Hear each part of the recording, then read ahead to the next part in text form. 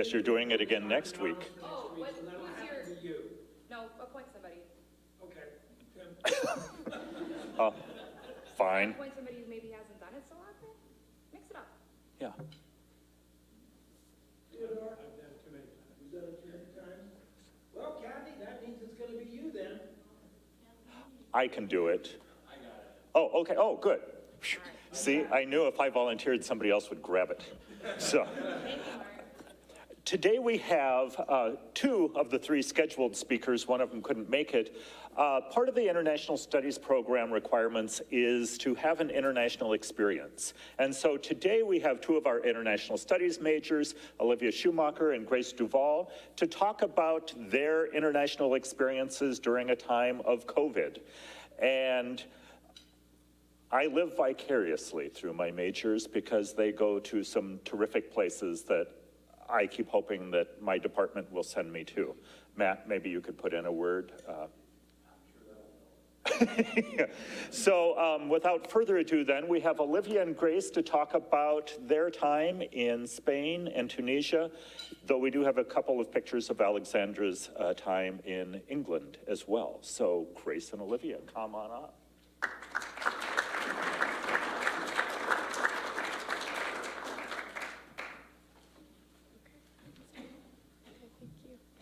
Hello everyone, my name is Olivia Schumacher. I'm a senior here at USD and I'm majoring in Spanish and International Studies, and I studied in Granada, Spain last semester. So Granada is located in the southernmost part of Spain in the autonomous community of Andalusia. It's in a great location. It's pretty much right in the mountains. It's also about an hour drive from the beach. Just a little background about Granada. Granada in English actually means pomegranate, which was often a sign of wealth or prosperity in Spain. The city is about 230,000 people, and Granada itself is a little less touristy than some of the other larger cities like Barcelona or Madrid in Spain. So I think some of my deciding factors on where to study abroad was probably the size of the city, the location, and I knew that my language skills, Spanish, obviously would improve quite drastically when I studied there. Granada also has a pretty big historical importance in Spain. So the picture you see in the middle is the Cathedral of Granada, which is where Isabella and Ferdinand, the Catholic rulers that took over Granada. This is where they're buried in the chapel in that cathedral. Also, the picture right next to the right of it is if you were to look out of the cathedral, it is a school square with a bunch of bars, restaurants, cafes in here.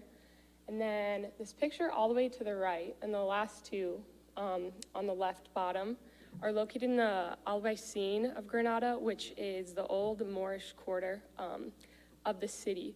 So before going to study abroad, the idea I had in my head is that Spain is predominantly Catholic, which it is, but something that was surprising to me was the amount of Islamic or Arabic culture, which is still in Granada, which growing up in Iowa and South Dakota was something that's really awesome to experience, going to a new city like that.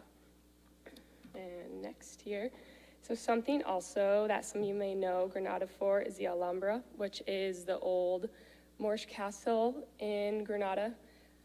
So Granada was actually the last province under Muslim rule, then to be taken over by the Catholic king and queen. So a lot of this castle is still mostly the original architecture and art inside. So I was very fortunate I got to tour it twice. So these are some of my pictures from this. And next, I'm going to talk about my school a little bit. So I did attend the University of Granada, but more specifically, I attended the Centro de Lenguas Modernas, or Center of Modern Languages. So this picture up at the top is the cool building that I got to go to class to every day. And then I did study through a program called ISA, or International Studies Abroad, where this was all American students. When I tell people my favorite part of studying abroad, it was probably just getting to meet all of the people in my school. There was people just from all over the world that attended my language school, so that was really awesome. And then on the bottom, this is a couple of our students from school. And then on this top right, this is my host mom. I did choose to live with a host family when I went. So this is Belen. We lived together last semester, and what I can say is it was just such an awesome and fun experience to live with someone who obviously lives in Granada, but I just feel as if I had more of an advantage over other American students that had lived in the dorms because I was getting so much language and culture just by living with someone who was there while I was studying abroad. So then on the bottom left, these are two of my favorite meals there. The bottom left is gazpacho, which is more of a tomato-based soup almost with ham and egg on the top. And then the bottom right is migas, which is more of a, I've described crouton breading, but there's a lot of roasted vegetables and sausage in the bottom. So I think that is it for that one. And then lastly, I would just like to talk about my travel a bit.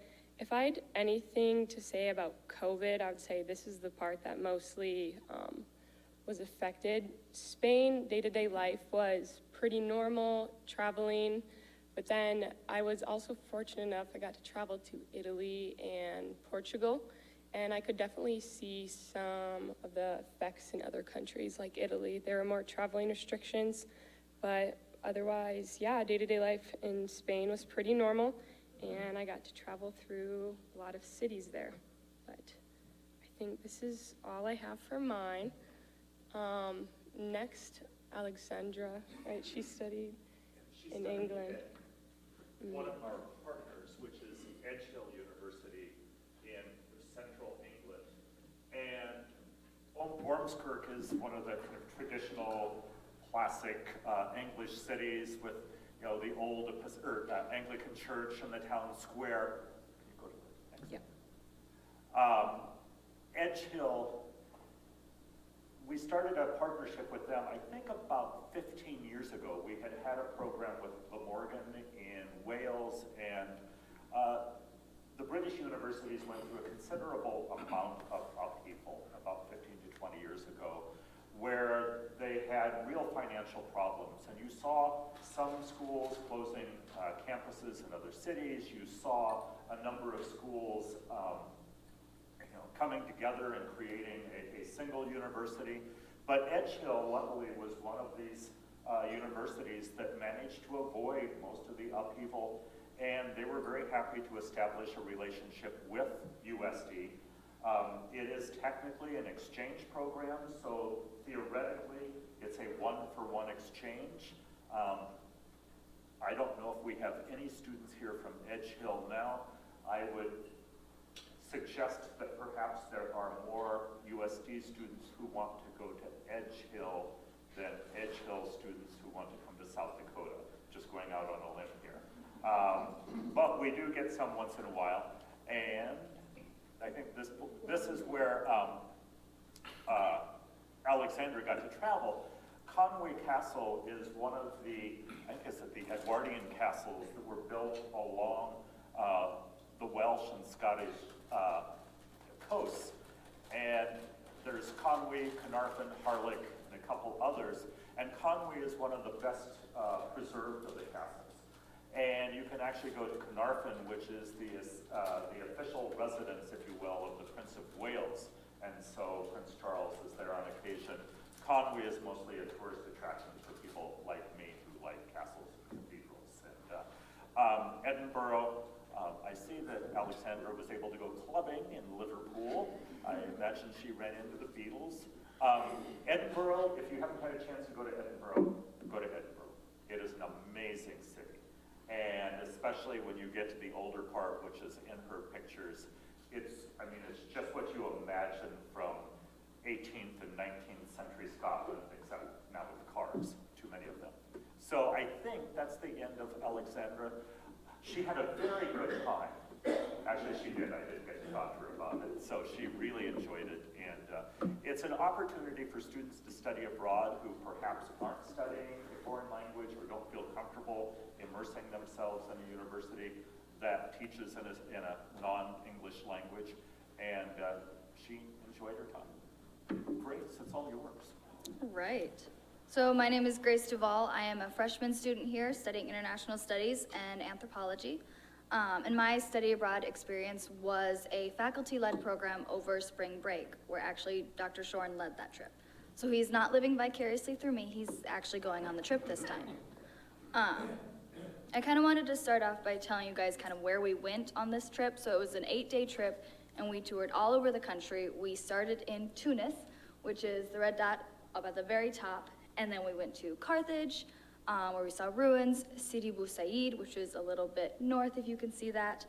After that, we went to Hammamet, which is the purple triangle I put on the map.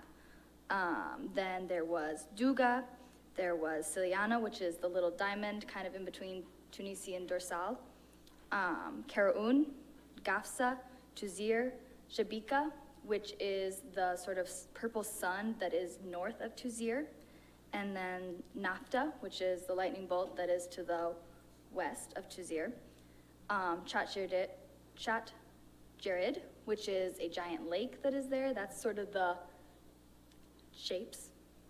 And then Duz, Matmata, El Jem, Sousse, and then at 10:30 p.m. on our last day, we left our hotel in Sousse and drove 2 hours up to Tunis to make it to our 3 a.m. flight. And so this picture is all the students that went on this trip. I believe there was 14 students and 3 non-students, and this picture was taken in Nafta, or not Nafta, at the oasis in Shabika. So I wanted to go over the history a little bit. People have been living in Tunisia for a very long time. So in the middle picture, that is sort of a traditional Berber house. You have this open air courtyard with little rooms that are off to the sides. And it's actually it's built completely into the mountain. It's carved out of rock. And people still do live similar to that. We saw a lot of houses where there was a room, there was a built room, and then it would go into carving into the rock, into the mountain. After that, we have sort of the graveyard, which is up on the right, which is from about 700 to 300 BC, and it's from kind of the time when the Phoenicians were in Tunisia. And this is where a lot of the myths and legends that the Carthaginians and the Phoenicians sacrificed their children, because this graveyard is, they believe, mainly children's graves. They're all cremated, but we know for a fact that they were humans. But of course, these were stories told by the Greeks and the enemies of these people, so we're not 100% for sure that there was actual human sacrifice going on here. After that, we have Douga, which is the 2 pictures on the very left. This is a large, thousands of people lived in this town. It was probably built around the 6th century BC, where it was likely a capital of a Numidian kingdom. People lived there for centuries before the Romans kind of entered into the area, and it really flourished under the Romans. We saw some really cool temples to Jupiter and to Juno. So the Romans added on quite a bit. This is a sprawling town, and so much more could be discovered, except for it just hasn't been excavated yet.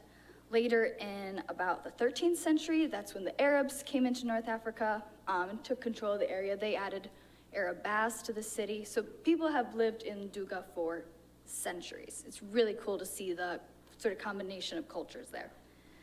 Lastly, we have the statue of Louis IX, which is up at the very top. He was actually on a crusade, and he went through Carthage, died in Carthage, and of course the people wanted to take him back, but they couldn't take his body on the ship, that smell. So what they did is they actually boiled him, took all the meat off his bones, buried the meat in Tunisia, in Carthage, and then took the bones back to France with them. Fun fact. And so that's the 1200s, so. I hope I didn't gross anyone out. No. Our tour guide, Mandair, was amazing, shared a ton of information about his family, about Tunisia, and about his culture. I am so appreciative of Mandair. So now we have the culture and politics. And so as a FLP, this was a class I did pay tuition and I'm earning credits for it, and there was work involved. We did a lot of the political stuff beforehand. We actually read this book, Tunisia, an Arab Anomaly. Highly recommend. It really goes into detail about why Tunisia, as kind of the beginner, this is actually where the very first Arab Spring protests happened. So Tunisia is one of the only examples where it sort of successfully turned into a democracy. And this book goes into detail about why the author thinks that is. And it's a very good read. Like, it's not dry, if you know what I mean. After that, on the right up here, we have the Great Mosque of Karaoun. Karaoun is actually the fourth most important city in the Muslim world. 7 trips to Karaoun is equal to the Hajj, which is the pilgrimage to Mecca that all Muslims are supposed to complete. This mosque was built in about 670 AD. There was a couple additions, reconstructions, but then it is unchanged from the 9th century. After that, we have this statue, and then this is a wedding ceremony that we saw from our bus when we were going through a small town in southern Tunisia. So the statue is meant to represent the women who would, make breakfast, lunch, and dinner, and they'd have like this large pot of couscous, which then they would take out to their husbands and brothers that were working out in the fields. It sort of symbolized traditional family, I believe. And then, of course, the wedding ceremony, which was super fun to see. They had these, they looked like potato guns, but they were rocket-type things. I just saw the smoke coming out of them, and they made a loud boom. So much fun. And we later saw, in the same city, we saw the bride riding on a camel throughout the streets. So that's just kind of an example of traditional culture there. And then tourism. So, of course, while I was in Tunisia, I was a tourist. And tourism is actually the biggest industry for Tunisia. So COVID-19 has kind of hit them a bit tough, a bit hard, I guess.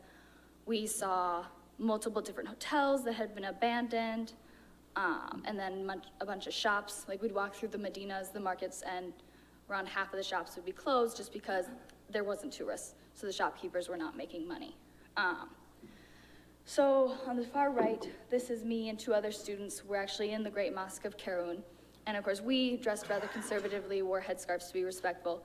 But I actually ended up having a conversation with a shopkeeper later in Karaoun who talked to me about how, according to him, progressive Tunisia and even Karaoun had been, and that, even some of his workers in the shop were girls and they were not wearing headscarves. So it was interesting to see how a population that is 95% Muslim, and there's still that dichotomy. I don't know what the correct word would be, but it was a really interesting conversation to have with that shopkeeper.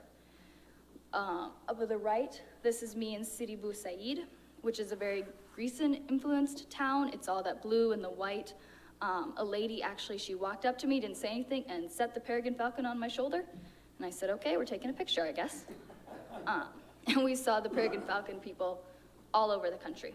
They just walk up to you and be like, do you want to hold the bird? Do you want to pet the bird? And you'd have to pay later, but. On the far left, that is the very first hotel we stayed in Tunis. And of course, our hotels, we have, the full or the queen-size beds. These were 2 twin-size beds pushed together for 2 people, which really I thought was very interesting. That's how all the hotels were. And I actually learned later that it is illegal for a guy and a gal to stay in a hotel room together. So, if a couple wants to spend the night in a hotel, even just normal travel, they have to have a copy of their marriage certificate so they can stay in the same room. And then at the very bottom, that is NAFTA. That is where all the scenes from Tatooine were filmed. So a ton of movie sets are actually out there in the Sahara, some Indiana Jones ones, and then of course all the scenes from Star Wars and Tatooine.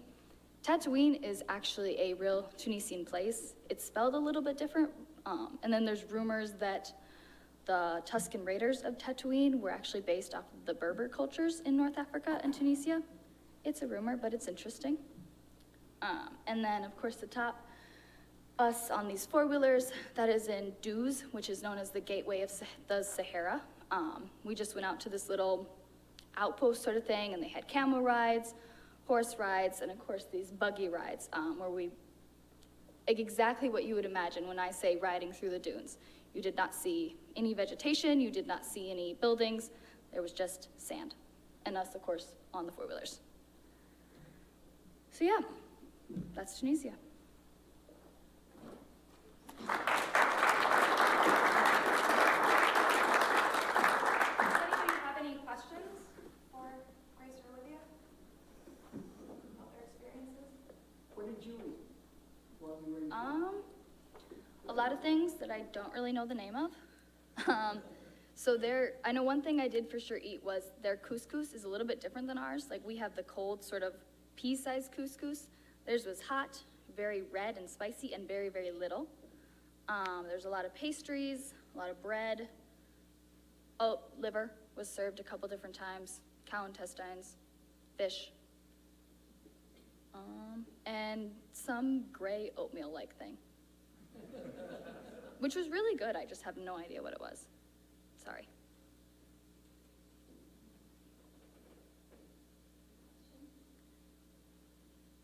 Well, thank you so much for sharing with us today. We really appreciate it. Thank you for having me.